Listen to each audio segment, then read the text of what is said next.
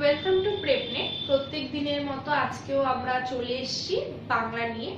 তো তোমরা অনেকেই চেয়েছিলে বাংলা পেডাগোগির ওপর ক্লাস করতে, বেঙ্গলি পেডাগোগির ওপর। তো আজকে থেকে আমরা স্টার্ট করছি সেটা।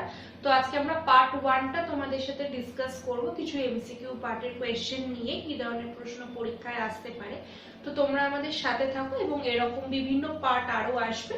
তো চলো স্টার্ট করি আজকে। ফার্স্ট যে কোয়েশ্চেনটা দেখতে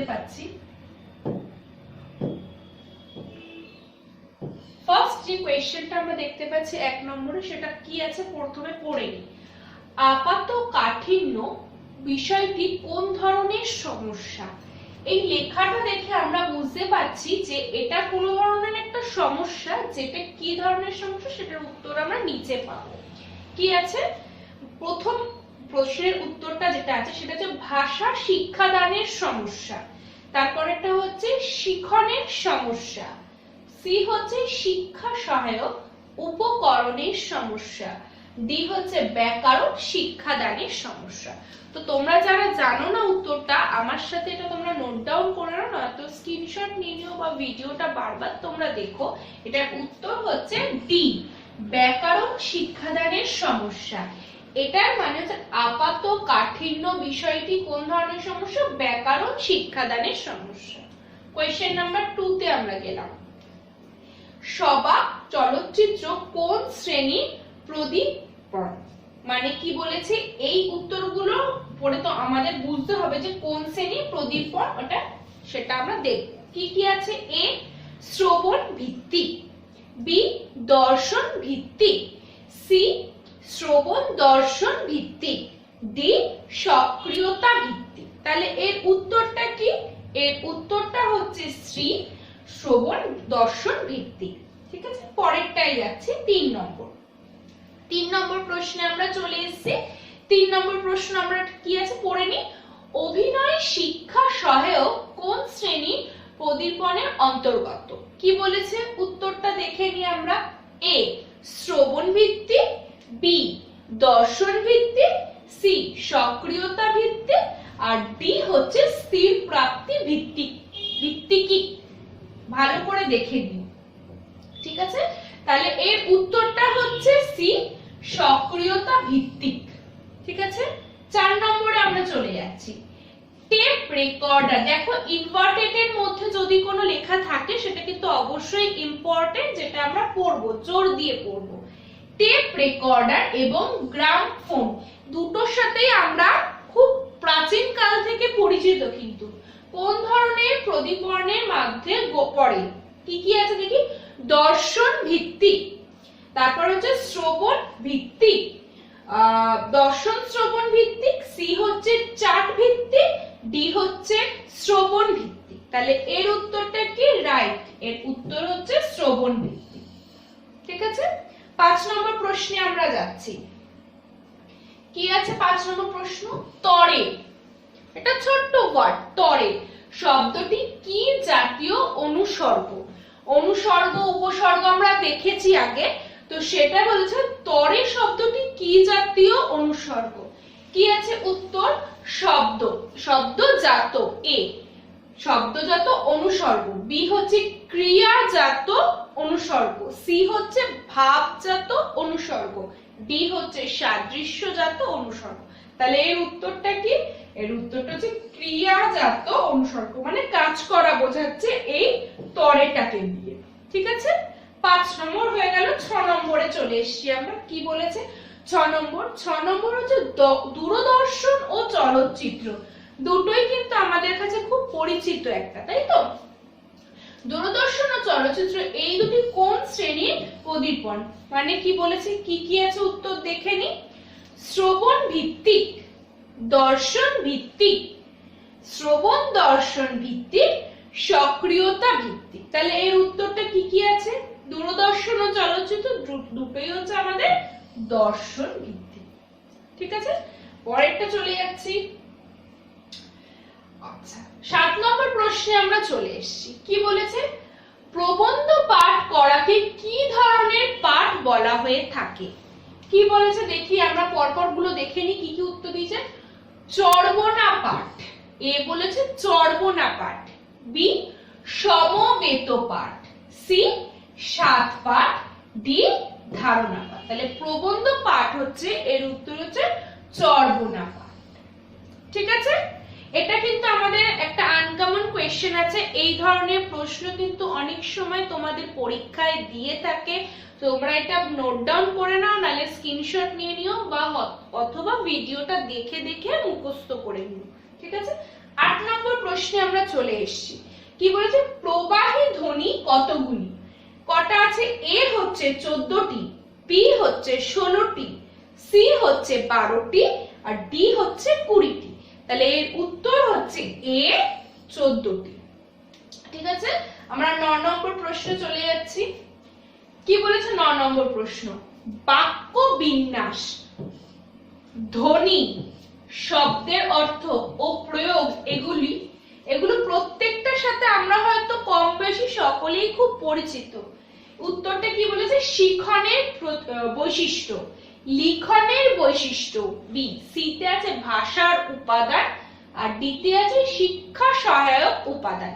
তাহলে এর উত্তর হচ্ছে এ শিখনের বৈশিষ্ট্য।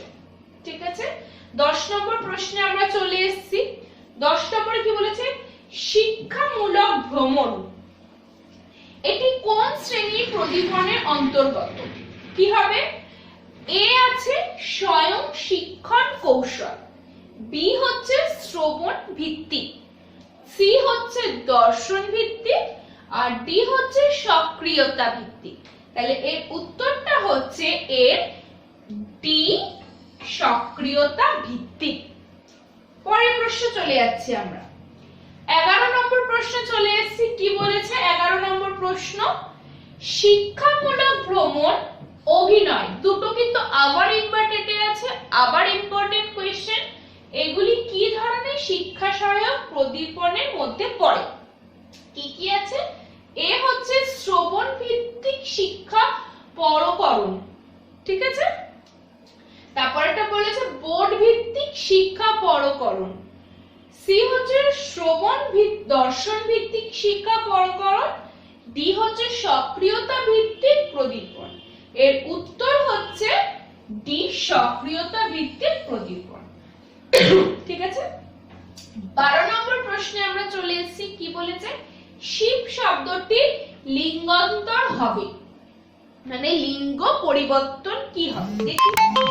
কি কি বলেছে এখানে, শিবের হচ্ছে শিবানী, বি হচ্ছে শিবু, সি হচ্ছে শিবনীয়, আর ডি হচ্ছে নার, মানে কোনোটাই না। তাহলে এর উত্তর আমাদের সকলের পরিচিত, খুব ছোট থেকে আমরা পড়ছি। এর উত্তর হচ্ছে এ শিবানী। পরেরটাই যাচ্ছি। 13 নম্বর প্রশ্নে আমরা চলে এসেছি। কি বলেছে দেখি, স্লাইড ও ফিল্ম স্ট্রিপ। খুব ভালো করে দুটো জিনিস দেখে নেবে, স্লাইড ও ফিল্ম স্ট্রিপ কোন ধরনের শিক্ষা সহায়ক প্রদীপন? কি কি বলেছে, শ্রবণ ভিত্তিক, মানে অ্যাকচুয়ালি এই দুটো কি কিসে ব্যবহার হয়ে থাকে। কি কি বলেছে, শ্রবণ ভিত্তিক, এ। বি হচ্ছে স্থির ভিত্তিক, আচ্ছা। সি হচ্ছে সক্রিয়তা ভিত্তিক, ডি হচ্ছে স্বয়ং শিক্ষণ ভিত্তিক। তাহলে এর উত্তর কোনটা হবে তোমরা যদি জেনে থাকো কমেন্ট বক্সে লেখো, আর যারা জানো না দেখে নাও। এর উত্তর হচ্ছে স্থির প্রাপ্তি চিত্ত। ঠিক আছে, 14 নাম্বার কোশ্চেনে আমরা চলে এসেছি। কি বলেছে 14 নাম্বার কোশ্চেনটা কিন্তু ইম্পর্টেন্ট, পরীক্ষায় তোমাদের আসতে পারে, আগেও এসছে পরেও আসবে। A good mother is worth 100 school master. মন্তব্যটি কি করেছেন, আমরা লেখাটা দেখে বুঝতেই পারছি যে এটা একটা মন্তব্য। এই মন্তব্যটা করেছেন কে? A Herbert, B Napoleon, C Rabindranath, D Vivekananda. তো এটার উত্তর হচ্ছে এ হার্বার্ট। ঠিক আছে, পরের প্রশ্নে আমরা যাচ্ছি। পরের প্রশ্নটা হচ্ছে 15 নম্বর।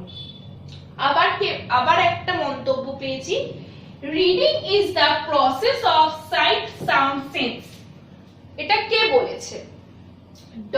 এ হচ্ছে ডক্টর মাইকেল ওয়েস্ট, বি হচ্ছে বিবেকানন্দ, সি হচ্ছে রবীন্দ্রনাথ, ডি হচ্ছে গান্ধীজি। এটা কে বলেছে তাহলে? এটা বলেছে হচ্ছে ডক্টর মাইকেল ওয়েস্ট। ঠিক আছে, 16 নম্বর প্রশ্নে আমরা চলে এসেছি। কি বলেছে দেখো, 16 নম্বর প্রশ্নটা কিন্তু খুব ইম্পর্টেন্ট, দেখো ভালো করে। অভিজ্ঞতার ভিত্তিতে নতুন আচরণ আয়ত্ত করা বা পুরাতন আচরণকে শক্তিশালী বা দুর্বল করার প্রক্রিয়াই হলো শিখন। তাহলে শিখন কি আমরা এটা থেকে জেনে গেলাম। উক্তিটি কে বলেছেন, দেখি উক্তিটি কে বলেছে। এ মনোবিদ স্মিথ, বি মনোবিদ ড্রিভার, সি মনোবিদ বার্নার্ড, ডি মনোবিদ জি মার্ফি। কে বলেছে? এটার উত্তর হচ্ছে এ মনোবিদ স্মিথ। ঠিক আছে, পরেরটাই আমরা যাচ্ছি। পরেরটা কি আছে? পরেরটা আবার একটা ইম্পর্টেন্ট পার্ট এসছে, উদ্দীপক ও প্রতিক্রিয়ার মধ্যে যথাযথ সংযোগ স্থাপনই হলো শিখন।